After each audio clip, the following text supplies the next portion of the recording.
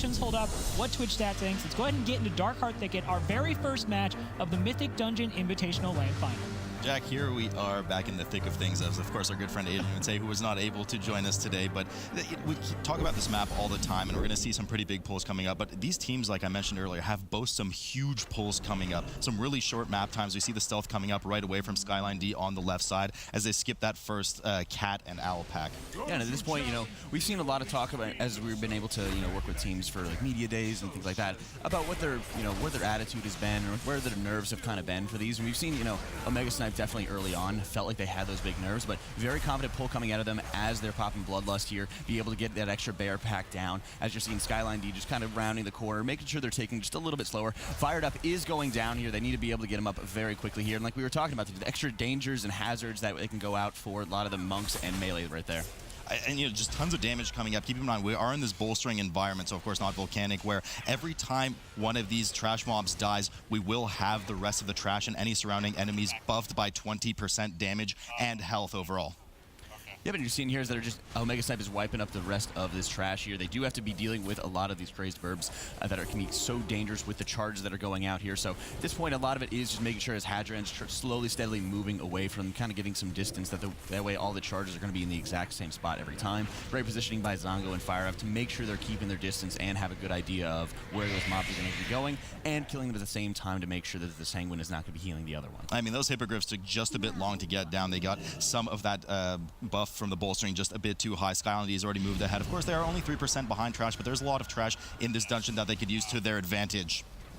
Yeah, but it's just, of course, they're pulling, again, the caster mobs right there, making sure they're getting the Ruiners up front to be able to deal with them very quickly. You're probably going to be looking at, maybe Zongo to be able to run ahead and start the RP out before maybe you have him, or maybe the tank to be able to pull the bears away. Make sure that the rest of the group is going to be able to pass by them without having to worry about them. So we already see SKYLINE.D moving up, doing the skip with the bears. As you mentioned, the Resto Druid getting ready on the side over there with Miyu. Team OMEGASNIPED is already preparing to pull Gladalis soon, finishing up that last pack, and then they will have to deal with those two bears. Pulling them to the side, as we often see, as you mentioned, Zongo will likely use that stealth, barely get out of the way, and get ready to pull the first boss, Gladalis. Yep, you are seeing for SKYLINE.D there, popping the Bloodlust on to Gladalis as OMEGASNIPED is just getting rid of the rest of the trash here. So SKYLINE.D just a tiny bit ahead in terms of just pulling the boss and getting their lust off here. But of course, OMEGASNIPED has a bit of an advantage in terms of their in terms of the trash percentage. So we see the skip over here coming up with the Warlock portal on the side as they move just past the two bears, actually. This time they don't need to pull the bears to the side, as we often see teams do, usually leading to a death or some kind of vanish from the rogues. So they just move over to the side, wait for the RP now with Gladalis. Now keep in mind, those mobs, those NPCs, the neutral ones that Gladalis kills, do drop Sanguine on the ground. Not the most dangerous affix, but certainly you want to be mindful of the kind of AoE area that it restricts the players from moving. Gladalis down to 42% already for SKYLINE.D on the left side. Team OMEGASNIPED just now rearing up to pull the boss in a moment. Only 3% ahead on trash. Jack, we're really seeing that kind of reformed, refined team coming out of SKYLINE.D that we saw in their regionals as well. Looks like they're a powerhouse right now. Yeah, it looks like they're in quite an excellent position as OMEGASNIPED is just now pulling the boss here. You're seeing pretty good positioning out of Zyronic here, making sure that he is the furthest target back as Luffy is able to pop all of his cooldowns and start dumping damage into the boss here. So when you're going to be having Gladalis coming out, he will always jump to the furthest away target, which can make it very easy to decide who will be taking all that damage. He will put a bleed onto them and make sure, which will continuously tick damage until they're topped off. So it's very important to make sure that whoever is going to be standing out the furthest is going to be having the most defensive capabilities possible. But also, like we saw, Zyronic stood out, he popped his defensives early, then Luffy is able to get out a little bit earlier to be able to bait out the jumps a little bit later. And as we mentioned earlier, we do see that the trash is pulled with the boss regardless of this bolster affix. As long as the trash doesn't die, it will not buff the boss. So both teams kind of balancing the health, making sure to kill that boss first. As we see another leap go out there for Team OMEGASNIPED on the right side of the screen. Should be downing the boss soon, but SKYLINE.D moving well ahead, just having a really refined run here, knowing exactly what they need to CC, getting in the way, pulling that Dryad, and doing a bit of a bigger pull here. Now, typically we do see a skip on this left side, so it's probably some of the pre-calculated percentage of trash that they're doing, so we'll have to keep an eye on what they do as the flowers, of course, poured in there by the house, as we know, a trick that teams often use. Team OMEGASNIPED on the right side, just about to down Gladalis, after which they'll drag this trash over and start cleaving it down as they move over to the house area as well. Yeah, and great job there to make sure that they are already pulling an extra trash here before the boss went down. That way they're able to start get started on it, not have to worry about bolstering the boss on accident or anything like that. SKYLINE.D's got just a little bit of an advantage, but it'll be interesting to see the Bloodlust timings because OMEGASNIPED did actually pop Bloodlust almost immediately on their very first trash back that they pulled. So it'll be interesting to see if that's going to give them any kind of slight advantage here as we get a little bit deeper into the instance. I mean, both teams will have that second Bloodlust at some point in this dungeon, but you're right, it is going to be interesting to see if they use it at the same place or not. MGT dipping quite low there, proccing that cheat death, but no danger with him. Rain's getting really low here, proccing the Purg right now as he kites slowly away from these bolstered mobs, barely hanging on to his health, making sure that he constantly kites, moving out of that Sanguine, which of course will heal and damage any friendly players in there, but heal any enemies as they stay in, so he's safely getting to the side. The team is helping to peel with some of those punts and typhoons as well, as Team OMEGASNIPED is now doing a similar pull, mass pull here, especially with those keepers. We already see that Purg prop on Hadrian. Yeah, it's very important to make sure you're getting the keepers down as rapidly as possible. I just seen Eagle going down from the side of SKYLINE.D here. You have to be dealing with some very heavily bolstered blossoms here that were dipping into the Sanguine quite a bit. So this is going to be a lot of wasted time here. And you are seeing Rains going down as well as Fang. It looks like it will just be a full team wipe because when the blossoms get so bolstered up and they get all the extra healing onto it, a lot of times it is just going to be quicker to wipe.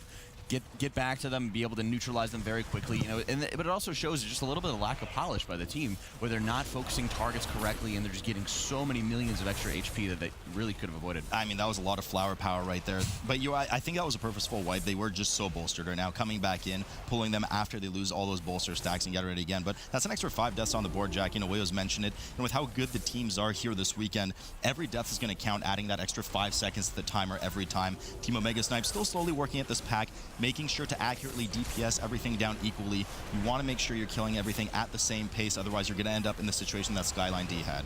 Yeah, at this point they're just making sure that they're able to get through and start catching up to the rest of the group. You are having those extra deaths going out here as SKYLINE.D is, of course, just pulling all these extra blossoms in, trying to get through the rest of the trash, move on, of course, to the next boss.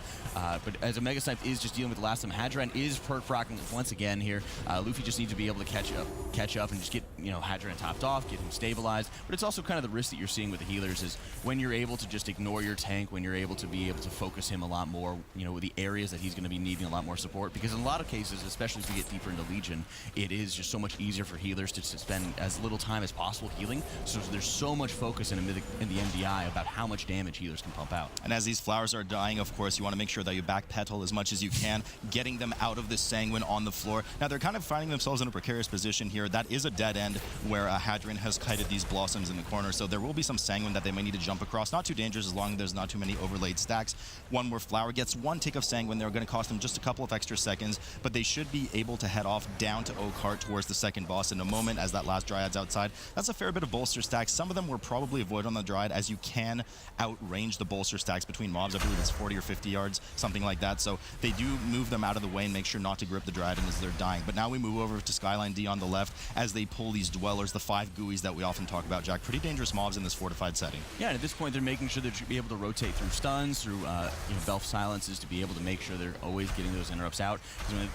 While there is a ton of damage that goes out onto your players, especially in a fortified setting onto it, it's also the fear that can go at the end of the cast there you really don't want to have to be dealing with or worry about here. So they're doing a great job to be able to make sure they're rotating through CDs, rotating through any kind of CCs they have available to them, and then of course making sure they're gripping those mobs out. Really good play out of Rains, gripping the lowest health mob out, making sure Sanguine was dropping far away from the rest of the group, and then you're seeing the Ring of Peace coming out for the last of them. And of course, once these 5 Dwellers die, Oakheart will come out of his petrified state and will start lumbering around. The teams will get ready in just a moment. Don't shake your head at me, Jack. The teams will get ready in just a moment to pull Oakheart here. Now, a pretty dangerous boss, usually in a fortified setting, Jack. I know from a healer perspective, he does have that AoE stomp once every 30 seconds or so. That does quite a bit of damage, but we are in this fortified setting. Nothing too dangerous. On Tyrannical is something to worry about, but I wouldn't be shocked to see some of the teams as we do see the rogue MGT run off to the side and get some pulls going with some extra trash, as we saw on the first boss, combining it with Oakheart and making sure that they don't kill it before the boss dies, but just trying to maximize efficiency here for trash and boss. And we've seen that so many times at a SKYLINE.D during the regional phase where they were more than happy to pull extra mobs into the boss, even if it was in a bolstering setting. That way they'd be able to just have both of their rogues. Of course, they don't have their second one with us today. They had the substitute, but they, ideally be able to pump out that extra single target damage, making it a lot easier for them to just neutralize these bosses as rapidly as possible. And that's what we've seen so many times is the teams have been fairly close together in how they've been dealing with the larger pulls to be able to get all the mobs down together.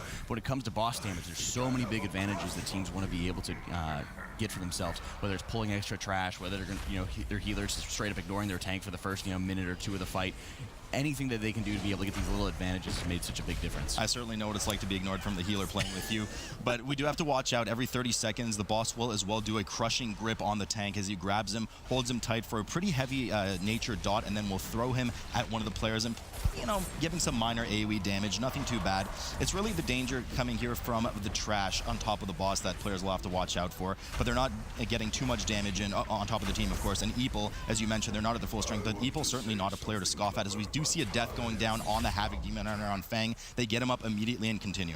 Yeah, and at this point, they've done such an excellent job. It hasn't been too bad to actually have an Okart and the other bats going out with them, getting that extra cleave damage in, and at this point, they do such a good job kind of controlling the extra AoE that they can be putting out, funneling their single target damage so well into it, and then the Bloodseekers are almost dead. It's perfect. SKYLINE.D downing Okart, getting rid of those last Bloodseekers, the bats on the side, and will be working their way over to Dresser on the third boss of the dungeon, keeping an eye, of course, on the right side of the screen. Team OMEGASNIPED still working at Okart. Looks like they pulled a fair bit more trash. They do have the Lashers as well in that pack. I'm not sure if that was the patrol from earlier. I believe it was coming down the hill, so they pulled that on top of the boss. You only need the Dwellers to die to spawn the boss, so they have a fair bit more trash going on here on top of Okart. Now, we do see SKYLINE.D inevitably ahead of the pack right now, but they do have that 8 death differential, a whopping 40 seconds on the clock, and with how short this map is, that's going to be devastating by the end. Yeah, and at this point, a lot of times we are seeing these kind of snowball effects where teams are saying like, oh, there's so much more ahead, or there's so much of this. By having the extra deaths counter going out there, like you said, 40 seconds is going to make a incredible difference here, because at this point, Okart is almost down. They are pulling all those extra flowers into it. They're already working on all the trash that's going out there. OMEGASNIPED definitely still into this. Absolutely. Slime's getting pulled here by SKYLINE.D as they move towards Dresser on the third boss of the dungeon. Nothing too dangerous here, pretty scripted encounter in that, but he does have a bit of randomness in terms of will he cast his AoE pushback on the team, or will he cast one of the cave-ins first? Those strategies requiring opposing mechanics to deal with. You'll have to group up under the boss to get pushed away as little as possible from the AoE pushback from his wins, but of course you will need to bait and spread out and get away from the boss for the cave-in, as to not have to move the boss too far. So we'll have to see which one hits SKYLINE.D first. Usually we have that pushback first. They do pull some extra wolves on the side, as we mentioned earlier, for that buff single target damage on top of the boss, especially coming out of the rogue, that we can see right now is booming in damage.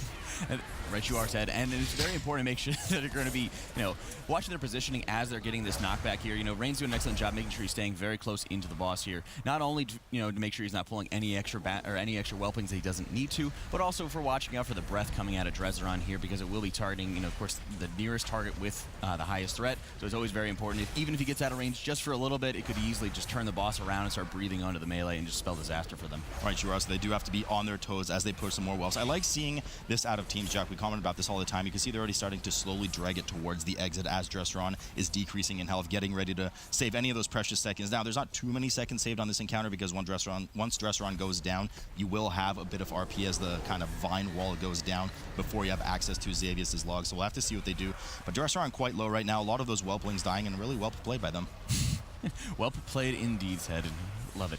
You've seen OMEGASNIPED is about 85% as SKYLINE.D is almost wrapping up Dresseron at this point. And so I think at this point, it's fair to say that they're a little bit over the 40-second mark in terms of the advantage that SKYLINE.D has established for themselves. But it will be very important to see that's just the last pull, the last leg of the journey here, because there are so many deadly mobs here, and especially depending on how big they're going, because at this point, they're not able to actually see like they would be in the regional stage or like they were at home, to be able to see how your other opposing team is going to be going. You're not able to know where they're going to be at, how they're going to be, facing up against you. So at this point, both teams are kind of just flying blind, and they have to follow their own plan and execute. You're absolutely right. Both teams opt to skip the caster pack, but it looks like, oh no, that was on purpose. So they do skip past that first patrol, combine the bats, the Bloodseekers, along with the caster pack here, making sure to get grip them all together. Now, there's some important interrupts that you want to get out here, especially in the fortified setting. You have that Shadow Bolt that goes out on the tank. Not too dangerous if the tank is prepared for it, but more importantly, Jack, especially for the healing in the group, is that Dread Inferno. You want to kick that, otherwise it provides an AoE area denial debuff that will explode after some time. As we see one go off on the side, they move over to the side. damage lost, of course. Melee needs to move out and do nothing, and the healer needs to get a lot of healing in. Yeah, great move there by Fang to actually make sure that he nether walked before he got it, because he actually ended up getting 2 Dread Infernos onto him at almost the exact same time here. So he got out of the group, used his nether walk, immune the damage, and it was actually a fantastic move there. As they also have excellent position, kind of like you've been mentioning, they're not only dragging towards the next objective, towards the next target, but they're also doing an excellent job keeping everything out of the Sanguine as rapidly as possible. OMEGASNIPED getting, of course, Drezeron down, and now they are moving on, trying to catch up as best as they can here. SKYLINE.D backpedaling towards the last group, which they will not need for their 100% likely, but Rain's proccing his perg there right now. He's finding himself in a very precarious situation where he will have to run back through the bats as he just did there, which was so dangerous. They're already bolstered from the 4 caster pack that they killed when they combined them together. Yeah, it's very important to note here that as Mayu is actually not able to be dispelling the diseases that the bats are putting out to him, it's so much extra dot damage that will be going out, whereas Luffy on the other side of Team OMEGASNIPED will be able to have those more frequent and constant dispels here, so Hadron will have a little bit of an easier time going out through that here. But you're just seeing OMEGASNIPED is at 92%. They've kind of been backtracking a little bit more. They weren't playing quite as aggressively having that combined pack there, but it will be interesting to see, you know, as SKYLINE.D is a little bit behind in terms of the, or not quite at 100% in terms of trash percentage, if they're going to be going back or maybe they missed something along the way. I mean, they do have the trash pack right before Xavier, so they can kind of turn around and nuke one mob. As soon as that last mob dies, all they need to worry about is the mobs basically just despawn and go neutral, and they'll finish the dungeon at that point. But they do get started on Shade of Xavier, the final boss of the encounter, of the dungeon, excuse me. A lot of damage to watch out for here. Team OMEGASNIPED doing a fairly large pull on their own, seeing that Dread Inferno go out on the right side of the screen. Got to keep an eye on their health. They do have 2 deaths on the board now and 0 battle reses, much like SKYLINE.D. But SKYLINE.D just chewing through the health of Xavier. We are, of course, in that non-tyrannical, the fortified setting, so Shade should go down, but even in this 23 fortified setting, Jack, there's going to be a lot of damage going out as we see that She Death proc on MGT already. Some things that the healer just has to watch out for, and that inevitably the healer can't almost do anything about outside of providing some Iron Bark for some of those Nightmare Bolts. Yeah, at this point, a lot of it is going to be on the defensive capabilities of each team. 23 is kind of at that interesting borderline where if they don't have those extra defensives, it can be very important to watch out for. You are seeing Luffy going down here, and like you said, no battle res left available. They need to be able to deal with the last of these bolstered mobs. They need to be able to get out of combat here. SKYLINE.D here just hitting that 50% transition mark, so they are having that big AoE burst going out. And like you said, you know, it can be pretty dangerous seeing, you know, the extra Nightmare Bolts going out and being as defensive as possible here, or having to weigh whether you're going to play more defensively in gear or if you're more offensive, especially because you don't know what the other team's doing. So we see that, of course, that paranoia is moved out by Mayu over on SKYLINE.D, wanting to make sure nobody gets in that zone. But now he gets debuffed with that Nightmare Bolt pacification area, wanting to make sure that one more player at least is within that area. Otherwise, he will be unable to cast or attack or do anything, really. But they will be downing Shade of Xavier soon. Team OMEGASNIPED a bit sloppy on that last pull. Of course, no full wipe. They do manage to res Luffy, but was looking a bit dire there at the end. But they are getting ready as well to pull Shade in a moment. Yeah, you're seeing Fang going down on the side of SKYLINE.D here. Is there a 10% left on the boss? Again, no extra battle reses left available to them, so you kind of have to burn that last little percent. Thankfully, we're in the fortified setting, so it's not going to be too big of a difference for the rest of the team here as they're just mopping up the last of it. But again, they still have that 2% trash percentage that they have to make up here as OMEGASNIPED is just now starting with Xavius. SKYLINE.D finishes off Xavius, rushes over to that trash pack that we just mentioned before, likely to kill the lowest health mob, which I believe will be that imp on the side, should give the remaining percentage. Team OMEGASNIPED on the right side, moving over a Shade of Xavius, 74% right now. They will, of course, have that extra 45 seconds to try and finish off the rest of this dungeon. So as soon as SKYLINE.D gets that 100% on the board, we'll have some time. But we see I'm fired up going down, no battle res available, and just a huge pull coming up for Team OMEGASNIPED. Yeah, at this point, SKYLINE.D is losing Mayu as well here. So 11 deaths on the board. They have their 100% trash percentage. Their time has been finalized. Now that they've got that 100%. But OMEGASNIPED losing, you know, one of their DPS in the middle of their Bloodlust timing. They're still having all the extra cleave damage is going to be going on here. So it's very important that they have to make up this time as best as they can, but it really is just looking like a dire situation for them. Yeah, I'm not really sure where those Bloodseekers came from in the end, and they need it for only 1%, so I believe it's the ones that they skipped earlier in the pack. Grabbing them on top of Xavius right now is going to be a long time before they're able to kill this. Lots of healing is going to be coming out. Luckily, that dot does go on Zyronic, who's able to just kind of help the healer through it with a lot of that drain. Hadrian getting a lot of those dots from the bats, which not only do a ton of damage that you mentioned earlier, Jack, but also leech health from the tank and give them back to the bats, providing a lot of extended life on them, which is the last thing you want to see. We see the Purgatory proc over on Hadrian. Things are looking pretty messy right now, and the time is ticking down for the team, and it looks like that's just going to do it for them as Hadrian does go down, and we actually have SKYLINE.D claiming the first game. I mean, that was an excellent performance, Jack, from SKYLINE.D. And we were talking just about how refined they are and how great they looked in their regionals. And even though they had a bit of a roster change up here, I mean, they were just looking the exact same powerhouse.